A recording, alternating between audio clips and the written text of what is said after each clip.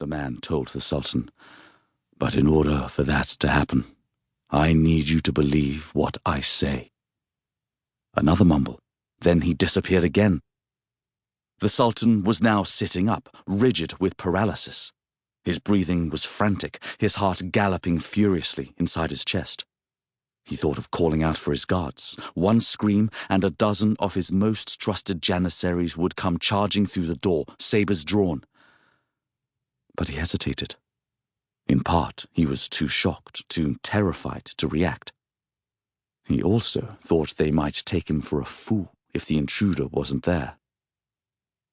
Before he could ponder things too much, the man was back, where he had first appeared, right by the Sultan's bed, mere inches from him. Only this time, the intruder reached down to the floor and raised a yatan, a short saber with a curved blade that was so sharp it could lop off a man's head with a single flick. The Sultan recognized it as one he kept in a display cabinet by the divan, only it wasn't there anymore. It was now pressed against his neck.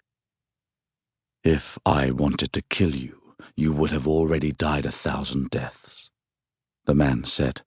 "But as I said, I'm here to be of service. More importantly, I'm here to save you and Kara Mustafa Pasha from a catastrophic defeat." Then he disappeared again, and the dagger fell to the ground and clattered against the marble flooring. Almost instantly, the man appeared again at the foot of the bed. The Sultan lurched back and slammed against the bed's gilded headboard. His breath was coming short and fast, and he was overcome with violent shivers. What was this creature, and how did it know about his plans?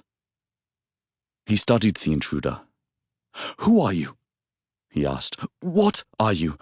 Are you—" He hesitated, then asked, "A jinn?"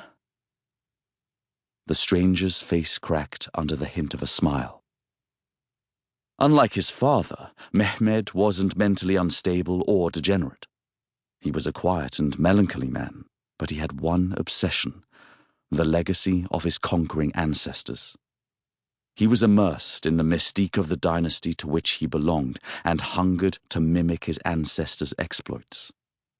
Lately, he had thrown himself into research to prepare for the coming summer's offensive, carefully studying the chronicles of past military campaigns that lined the shelves of the imperial archives. But Mehmed was also a pious man, and, as such, was very familiar with the jinn, the supernatural creatures of Islamic mythology romanticized as genies. They enjoyed free will and could be agents of good and evil. Without flinching, the intruder watched him in silence. "I am a friend who wants to help you achieve success beyond anything you've dreamt of," he finally told him. "And if you heed my words and allow me to assist you, I can promise you that the golden apple will only be the beginning of your great and most glorious legacy." His words caught the Sultan's breath. How could this intruder know what they were planning? 2 months earlier, the Sultan's gardeners had planted the imperial tuch outside the palace gates, out in the open, for all to see. The meaning of the ancient war banners, tall, elaborately carved crimson poles topped by a flurry of horses' tails, was well known, as it was a ritual that dated back to the days of the Sultan's steppe warrior ancestors. The commander of the faithful would be going to war. The objective of the campaign, however, was a closely guarded secret. "Oh, yes, Your Eminence.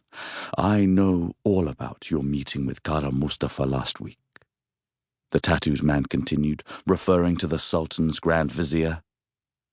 "I know that once the winter snows melt, your army will be marching west. I also know its target won't be the piddling fortified towns that pepper the lands west of Belgrade. No, your army will be marching on Vienna itself and on Leopold, the usurper who dares call himself Holy Roman Emperor." Leopold. The mere mention of the man's name made Mehmed's blood boil. The Sultan nursed a hatred for Leopold I.